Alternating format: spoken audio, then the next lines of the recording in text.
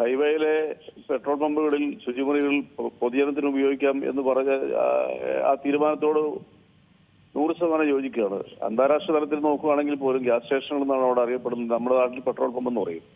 ഇത്തരം കേന്ദ്രങ്ങൾ ജനങ്ങൾക്ക് ആവശ്യമായിട്ടുള്ള പ്രാഥമിക ആവശ്യങ്ങൾ നിറവേറ്റാനുള്ള ശുചിമുറികൾ നിയമപരമായിട്ട് തന്നെ വേണം. അത് പെട്രോൾ പമ്പിന്റെ റൂൾസ് ആൻഡ് റെഗുലേഷൻസ് പറഞ്ഞിട്ടുണ്ട്. അത് റിട്ടയർഡ് അധ്യാപികയാണെന്ന് തോന്നുന്നത്. ഈ സൗകര്യം പമ്പുടമ നിഷേധിച്ചപ്പോൾ മനുഷ്യാവകാശ ലംഘനമാണത്.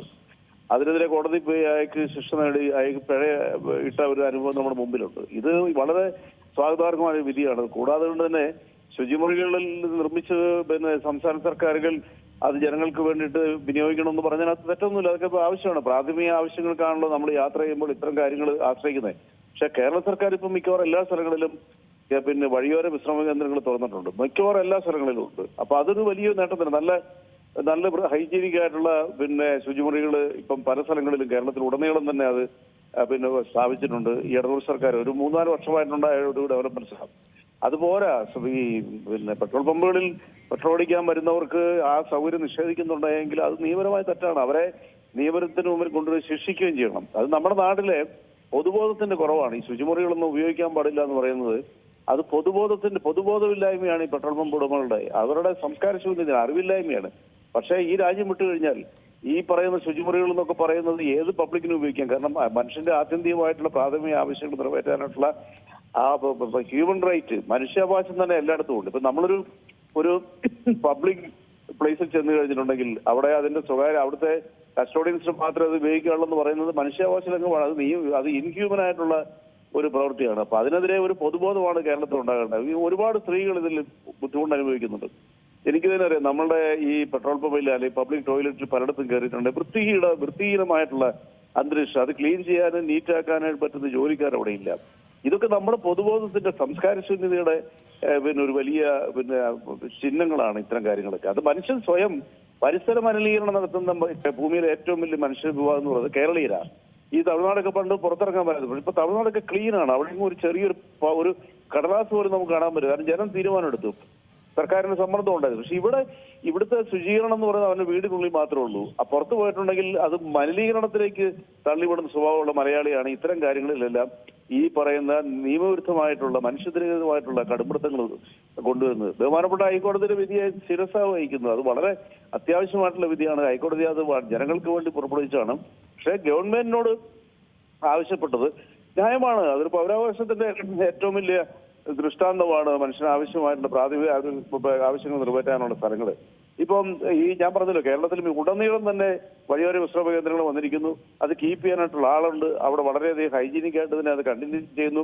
പക്ഷേ ഇനി അതുപോലെ കൂടുതൽ സ്ഥലങ്ങളിൽ പോകണം. നമ്മൾ വെളിയിലൊക്കെ പോവുകയാണെന്നുണ്ടെങ്കിൽ ഏത് ഹോട്ടലിൽ കയറിയാലും ഏത് സ്ഥലത്ത് കയറിയാലും അവിടെ ശുചിമുറികളുണ്ട്, പബ്ലിക് ബാത്റൂമുകളുണ്ട്, വളരെ നീറ്റായിട്ട് തന്നെ പാലിക്കുന്നുണ്ട്. പക്ഷെ അതാണ് ഞാൻ പറഞ്ഞു വരുന്നത്, മനുഷ്യന് ഹൈജീനിക്കായി ജീവിക്കുക എന്നുള്ളൊരു അന്തരീക്ഷം ക്രിയേറ്റ് ചെയ്യുന്നതിൽ മലയാളി പുറകിൽ അവന്റെ വീടും പരിസരം മാത്രമേ കീപ്പ് ചെയ്തുള്ളൂ. മറ്റുള്ളവരുടെ വീടിന്റെ അതിർത്തിയിലേക്കോ പരസ്യമായിട്ട് പബ്ലിക് ഇടങ്ങളിലേക്ക് ഈ പറയുന്ന രീതിയിലുള്ള ഈ വേസ്റ്റുകളും മറ്റും തള്ളിയിട്ട് സ്വന്തം നാടിനെ ദ്രോഹിക്കുന്നവര് കേരളം മാത്രമേ ഉള്ളൂ, കേരളീയർ മാത്രമേ ഉള്ളൂ. ഇപ്പൊ നിങ്ങൾ വിദേശത്തൊക്കെ പോവുകയാണെങ്കിൽ, നമ്മൾ വിദേശത്തൊക്കെ പോവുകയാണെന്നുണ്ടെങ്കിൽ ഏതെങ്കിലും ഒരു കടലാസോ ആവശ്യമില്ലാത്തൊരു വസ്തു നിലത്ത് കിടന്നാൽ അത് ആരുടെയാണെന്ന് പോലും നോക്കത്തില്ല. അത് കാണുന്ന ആളെടുത്തുകൊണ്ട് ഡസ്റ്റ്ബിൻ കൊണ്ടിടും. കാരണം ആ നാടിനെ സുരക്ഷിതമായിട്ട് ശുചിത്വത്തോടുകൂടി പരിപാലിക്കേണ്ടത് ഓരോ പൗരന്റെ കടമയാണ്. മറ്റൊരാൾ ഇട്ടതാണെന്നുള്ള പരിഭവമോ അങ്ങനെയുള്ള യാതൊരു നോട്ടവും ഇല്ലാതെ കാണുന്ന ആളെടുത്ത് ശുചിമുറി ഈ പറഞ്ഞ ഡസ്റ്റ്ബിനിൽ നിക്ഷേപിക്കുന്ന സംസ്കാരമാണ് യൂറോപ്യൻ രാജ്യങ്ങളിലൊക്കെ, ഗൾഫിലൊക്കെ അങ്ങനെ തന്നെയാണ്.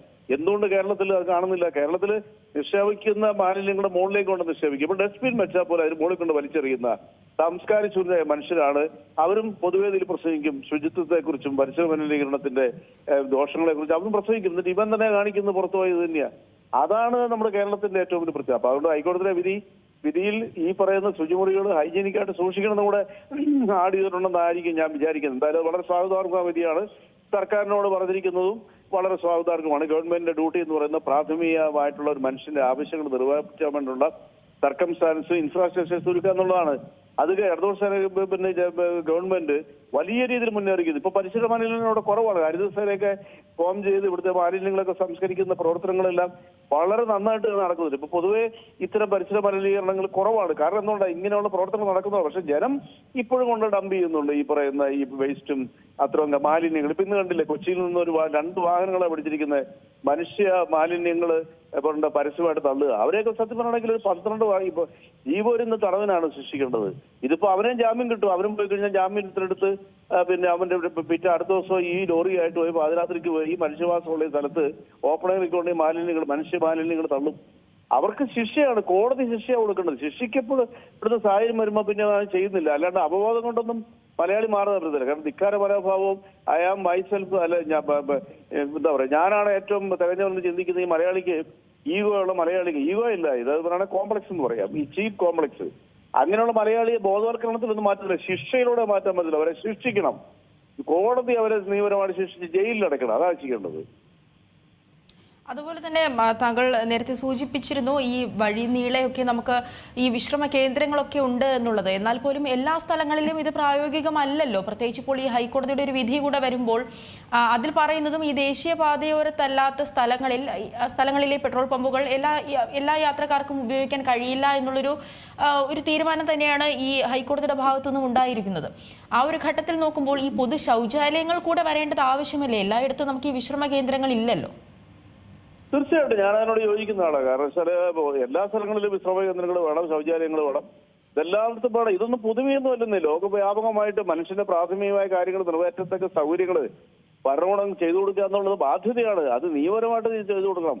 അല്ലാതെ കൊണ്ട് കുറച്ച് പിന്നെ എന്താ പറയുക, മറ്റു സൗകര്യങ്ങൾ വാഹനങ്ങളൊക്കെ ഉണ്ടാക്കിയിട്ട് പോരാ. ആദ്യമായിട്ട് പ്രാഥമികമായിട്ടുള്ള പ്രൈമറി ആയിട്ട് ചെയ്യേണ്ട മനുഷ്യന്റെ ആവശ്യങ്ങൾക്ക് വേണ്ടിയിട്ടുള്ള കാര്യങ്ങൾ ചെയ്തു കൊടുക്കുക എന്നുള്ളത് തീർച്ചയായിട്ടും ഭരണകൂടങ്ങൾ ഏതാണ് ചെയ്തു കൊടുക്കേണ്ടത് തന്നെ യാതൊരു തർക്കമില്ല. ഇപ്പൊ നമുക്ക് തന്നെ അറിയാം, ഇപ്പൊ ഡൽഹി ബാംഗ്ലൂർ പോലുള്ള നഗരത്തിൽ പോകുകയാണെന്നുണ്ടെങ്കിൽ പബ്ലിക് ടോയ്ലറ്റുകൾ വളരെ പിന്നെ എന്താ പറയാ നിശ്ചിതമായ അകലത്തിലുണ്ട്. ഇപ്പൊ കേരളത്തിൽ ഒരുപാട് സ്ഥലങ്ങളിലുണ്ട്. ഇപ്പൊ പക്ഷേ ഗ്രാമീണാന്തരീക്ഷത്തിലൊക്കെ വളരെ വളരെ കുറവാണ്. ഇതിപ്പോ ഈ മലയാളിക്ക് വേറൊരു കുഴപ്പമുണ്ടല്ലോ, പബ്ലിക്കായിട്ട് പിന്നെ യൂറിനേറ്റ് ചെയ്യാന്നുള്ളതിനകത്തൊക്കെ മലയാളിക്ക് മടിയൊന്നുമില്ല. കാരണം അതല്ല ഞാൻ പറയാം, സബ് സ്റ്റാൻഡേർഡ് ആയിട്ട് നിലവാരത്തിൽ മലയാളി ജീവിക്കുന്നത് ഞാൻ പറഞ്ഞ അധികപ്പറ്റായി പോകും. പക്ഷെ ഒരു പരിധി വരെയുള്ള ആളുകൾ അങ്ങനെ തന്നെയാണ് ജീവിക്കുന്നത്.